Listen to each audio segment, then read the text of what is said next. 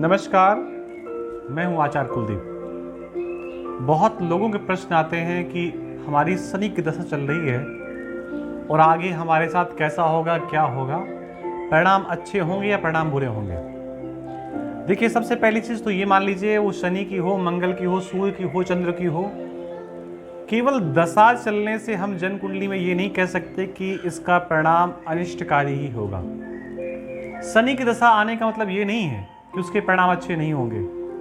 गुरु की दशा आने का मतलब ये नहीं है कि परिणाम अच्छे ही होंगे। स्थिति पे निर्भर करता है कि वो ग्रह कहाँ बैठे हैं। लेकिन फिर भी मन में ऐसा भाव है कि हमारी साढ़े साथी चल रही है, ढैया चल रही है, चंद्रमा के आसपास शनि महाराज उपस्थित हैं, या यूं समझिए हम कह सकते हैं कि हमारी चीजें ठीक नहीं चल रही। तो ऐसी स्थितियों में चीजों को ठीक करने के लिए क्या किया जा सकता है? रामचरितमानस की सुंदर सी चौपाई है, सबसे सेवक धर्म कठोरा। सेवक का जो धर्म है वो सबसे कठोर है। सेवा का जो कार्य है वो सबसे ज्यादा कठिन है। सब लोग सेवा कहां कर पाते हैं? क्योंकि सेवा का मतलब है निस्वार्थ भाव से किया जाने वाला कार्य, जिसमें किसी प्रकार का कोई स्वार्थ नहीं है, जिसमें सिर्फ एक भावना है कि सामने वाले का कल्याण हो। यहां तक कि अगर हम किसी को प्रणाम भी करते हैं तो यह भी एक प्रकार की सेवा ही होती है।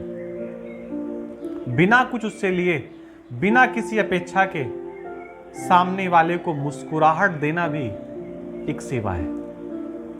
और यह सेवा कोई साधारण सेवा नहीं है। सबसे कठिन बताया गया कि सेवक का धर्म या सेवा का धर्म सबसे कठिन है। अगर ऐसी विपरीत परिस्थितियों में या इन परिस्थितियों के आने से पहले जब परिस्थितियां हमारे अनुकूल हों और उस समय भी अगर हम सेवा का कार्य निरंतर करते रहते हैं, या यूं समझिए लोगों की सेवा करते हैं निस्वार्थ भाव से।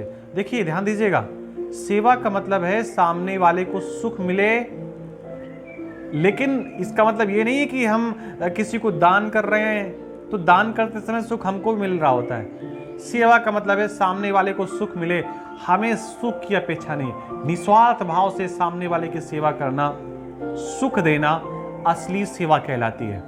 अगर आपके घर में कुछ लोग कार्य करते हैं, बाहर से काम करने वाले लोग आते हैं, ऐसे लोगों को उपहार के रूप में अगर कुछ वस्तु देते हैं तो इसको भी सेवा कहते हैं। इससे भी शनि महाराज प्रसन्न होते हैं। शनिवार के दिन मध्याह्न काल में अगर आप तेल का दान करते हैं, दीपक जलाने की बात मैं नहीं कर रहा, मैं तेल के दान करने की बात कर रहा हूं। अगर आप ऐसा करते हैं तो इसका मतलब है इससे भी महाराज शनि प्रसन्न हो जाएंगे।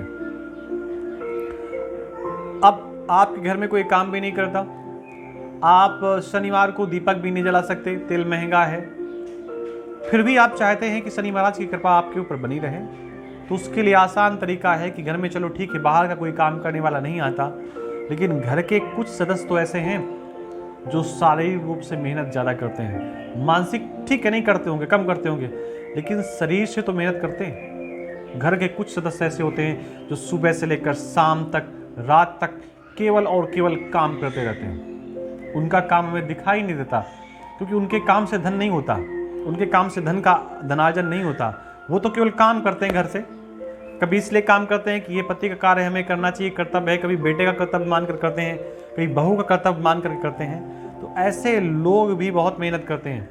अगर ऐसे लोगों को शनिवार के दिन कुछ उपहार दिया जाए, कुछ भी गिफ्ट दिया जाए, जरूरी नहीं कि प्रत्येक शनिवार को, लेकिन जब आपकी स्थिति ठीक हो, जब कुछ, तो इससे शनि महाराज प्रसन्न होते हैं। जब कुछ ना दे सकें तो शनिवार के दिन सामने वाले को, यानी कि जो घर में ज़्यादा मेहनत करता है, उसको कहीं निकलने मत दें, उसे आराम करने दें। इससे भी शनि महाराज प्रसन्न होते हैं। अगर वो व्यक्ति, यानी कि आपकी पत्नी भी है या आपकी माँ है, उस दिन बाजार से जाकर के वो नित्य की भांति अगर वो रोज़ वो सब्जियां भी लाती हैं, और अगर उस दिन आप चले गए और अपने पॉकेट मनी से अगर आपने सब्जी खरीद करके घर पे रख दिया, इससे भी शनि महाराज प्रसन्न होते हैं। आपने निस्वार्थ भाव से रास्ते पर जा रहे हैं, किसी असहाय व्यक्ति की आपने सहायता कर दी, इससे भी शनि महाराज प्रसन्न होते हैं। शनि महाराज की जो चाल है वो धीमी है और बहुत धीरे चलते हैं। बहुत धीरे कौन चलता है? बहुत धीरे वही चलता है जिसके पैर में विकार हो